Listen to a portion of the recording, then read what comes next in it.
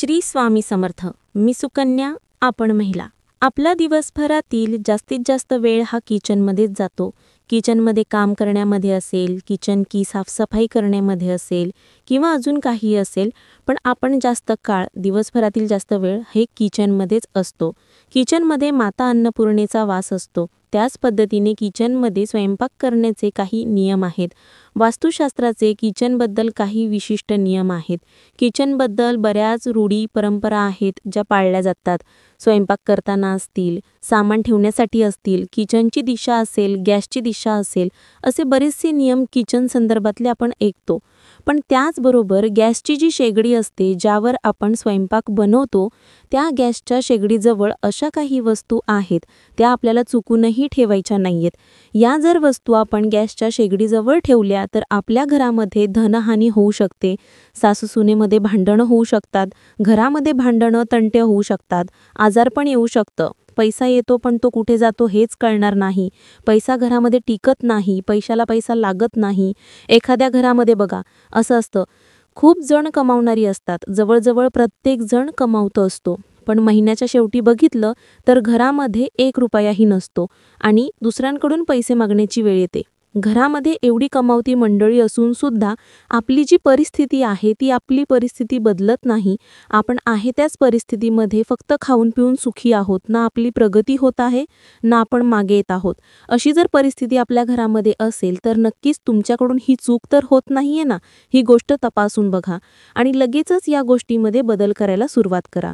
ह्या गोष्टीमध्ये तुम्ही बदल कराल तर तुमच्या लक्षात येईल की घरामध्ये पैसा टिकू लागलेला आहे. माता अन्नपूर्णेची आपल्या घरावर कृपा होत आहे. पैशाला पैसा लागून धनप्राप्तीचे मार्ग सुद्धा आपल्यासाठी खुले व्हायला लागलेले आहेत. घरामध्ये शांतता निर्माण होत आहे. नवरा बायको असतील, सासूसुशा असतील, आई वडील असतील, मुलं आई असतील, मुलं वडील असतील, यांच्यामध्ये सुद्धा सुसंवाद व्हायला सुरुवात झालेली आहे आणि घरामध्ये एकंदरीतच सकारात्मक वातावरण, प्रसन्न वातावरण व्हायला सुरुवात झालेली आहे. तर बघा, गॅसच्या शेगडीजवळच आपण साखर असेल, पीठ असेल, मीठ असेल, तूप असेल, या जर वस्तू आपण ठेवल्या तर हे शुभ मानलं जातं. कारण हे जे आहे ते शुक्राचं प्रतीक आहे आणि शुक्र ग्रह आपल्याला सुख, समृद्धी, ऐश्वर्य, वैभव, संपन्नता देतो. त्यामुळे ह्या जर वस्तू तुमच्या गॅसच्या शेगडीजवळ असतील तर त्या शुभ मानल्या जातात आणि त्या चांगल्या समजल्या जातात. पण या व्यतिरिक्त गॅसच्या अगदी शेगडीजवळच आपल्या पाण्याचा हंडा असेल.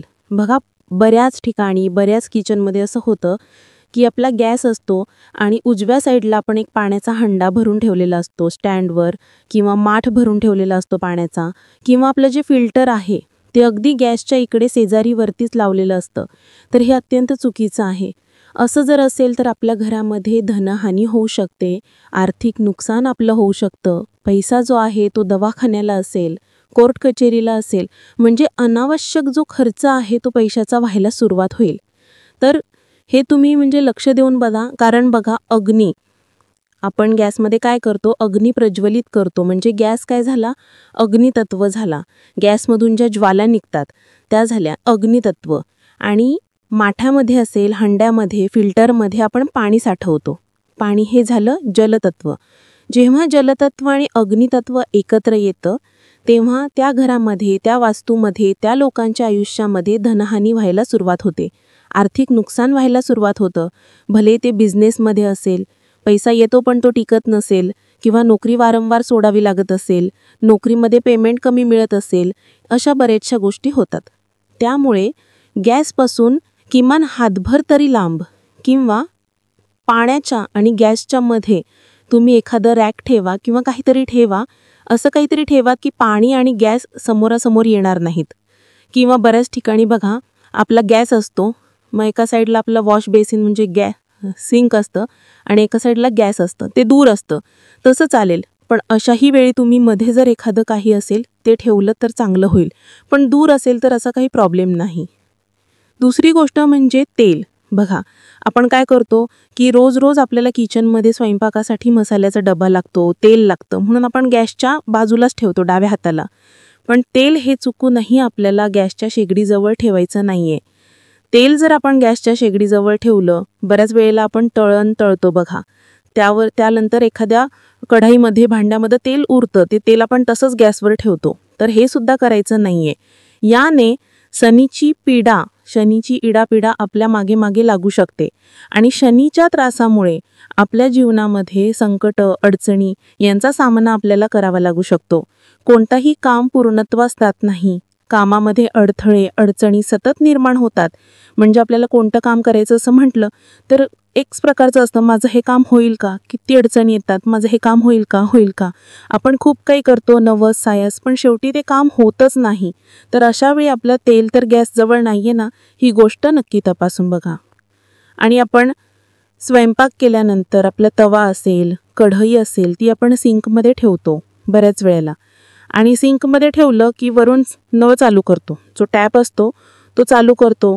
ते पाणी त्याच्यावर पडलं की त्याच्यातून एक आवाज येतो.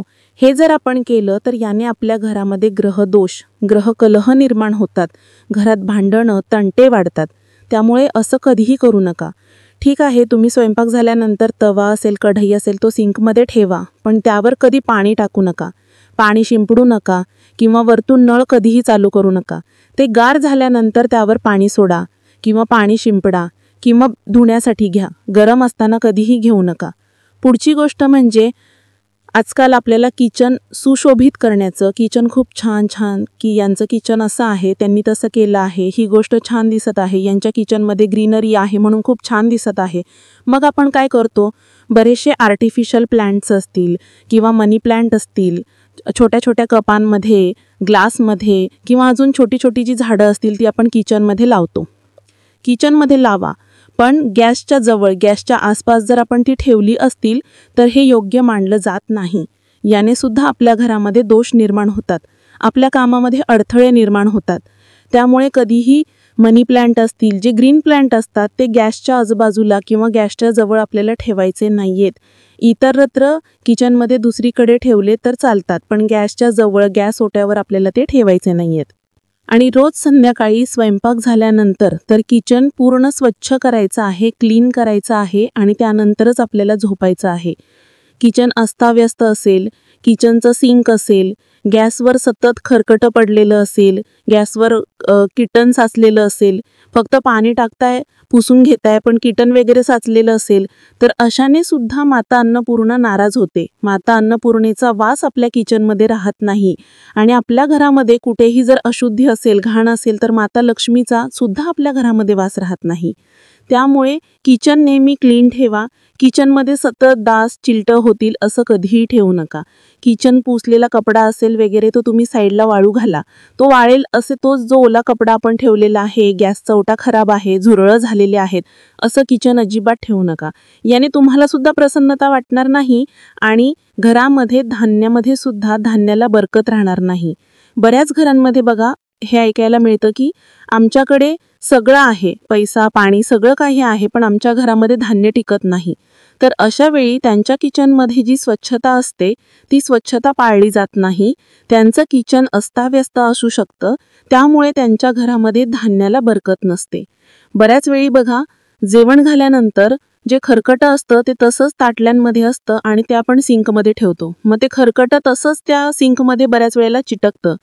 मग अशा वेळी काय करायचं, जेवण झालं की ते जे खरकटं आहे, उरलेलं अन्न असेल ते एका वाटीमध्ये किंवा एका प्लेटमध्ये काढून ठेवायचं. ती प्लेट साईडला ठेवायची, पण सगळ्याच भांड्यांमध्ये खरकट्यासहित तुम्ही किचन सिंकमध्ये भांडी ठेवत आहात, हे अत्यंत चुकीचं आहे. याने सुद्धा आपल्या घरामध्ये दारिद्र्य येते.